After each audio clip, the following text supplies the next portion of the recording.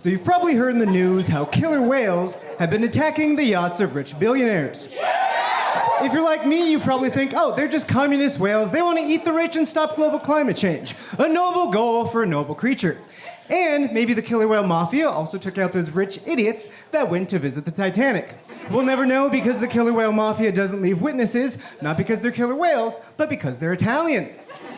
Though despite their namesake, there have never actually been any recorded attacks on humans by wild orcas. Just captive orcas that are tired of their minimum wage job at SeaWorld. So why don't orcas attack us? It's because they know we have nukes. No, really, orcas are smart enough to have their own names, language, and different culture between orca pods, including an orca fashion trend in 1987 in Puget Sound where they started wearing dead salmon as hats. That's not a joke, there's a scientific paper on it. So, they're smart enough to know we have nukes in submarines. And we tested plenty of nukes at Bikini Atoll, which is why the radioactive mutant known as SpongeBob lives in a pineapple under Bikini Atoll, aka Bikini Bottom. I mean, yes, SpongeBob is a radioactive mutant, deal with it. I mean, how else do you explain a squid playing the clarinet? Because just like in real life, only radioactive mutants play the clarinet. Now, I used to play the clarinet, so things are starting to make more sense, right? Yeah. Now, Sandy, the Texas squirrel that moved under the ocean to avoid taxes and government regulation, she's not a mutant, she's just a regular Texan. Which is why Ted Cruz has already purchased a house in Bikini Bottom. And let me tell you, the next season of SpongeBob is gonna get weird. Luckily, radiation doesn't affect the human, known as Ted Cruz, and I wouldn't be surprised if he has gills. Or if he's like an X-Men villain and can spontaneously grow gills if needed. Yes, that image is now in your head. Ted Cruz growing gills while fighting the X-Men. You're welcome. Now, to be fair, I'm not making fun of the way Ted Cruz looks. I'm just saying he acts like an inhuman monster with no grasp of basic human empathy. It's a mere coincidence that he also looks like a lizard wearing a human skin suit. Now, when Ted Cruz does eventually move to Bikini Bottom to lay his eggs, I'm sure that SpongeBob and friends will be about as surprised to see him as Jesus was for Mel Gibson to make a movie about him.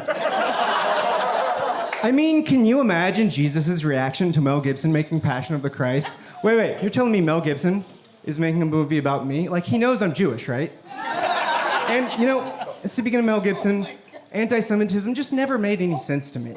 Because technically speaking, it's the Italians that killed Jesus, so everyone should really be mad at them. I mean, it makes sense. Rome is in Italy.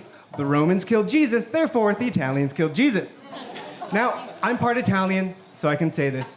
In fact, everyone gets to make fun of the Italians because Mussolini started the modern-day fascist movement, which is still bothering us today, and they lost World War II. So we get to make fun of them for a while. Just ask the Germans.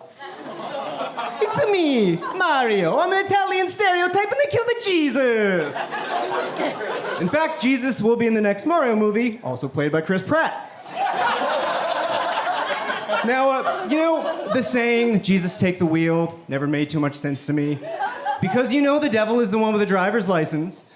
Jesus walked everywhere, and you know the devil is a sweet ride, probably a red sports car, monster truck, and every single car featured in the Fast and the Furious franchise. Because how else do those movies keep getting made?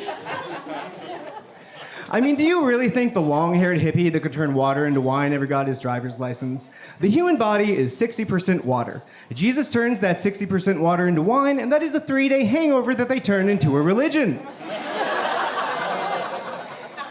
And you know that if Jesus gets in trouble because of his drinking, his dad is just gonna bail him out like last time because God is the ultimate helicopter parent. You know, speaking of Jesus, what character class do you think he would be in Dungeons and Dragons? I know, I've asked many people this question. I get a ton of responses. Sometimes I just get dirty looks. They ask me who I am and why I'm interrupting their church service. I then ask why they constantly send missionaries to my door when I'm trying to play D&D, and then now they know how I feel. I did actually, in real life, ask a Jehovah's Witness this question once, and after explaining what D&D is, they said paladin, when obviously Jesus would be a necromancer. I mean, how else is he gonna raise the dead except turn them into zombies? Obviously. That's why on Easter, we celebrate Zombie Jesus Day. Now, you know, if it's a difference Speaking of missionaries, sometimes door-to-door missionaries do make me want to move to Bikini Bottom. Because if it's a choice between a Jehovah's Witness knocking on my door and paying the Italian killer whale mafia protection money, I'll take the protection money every time. All right, my name is Trevor Latal. My YouTube channel is Smart Aleck Comedy, and SpongeBob is a dangerous radioactive mutant that teams up with the X-Men to fight Ted Cruz. Thank you and good night.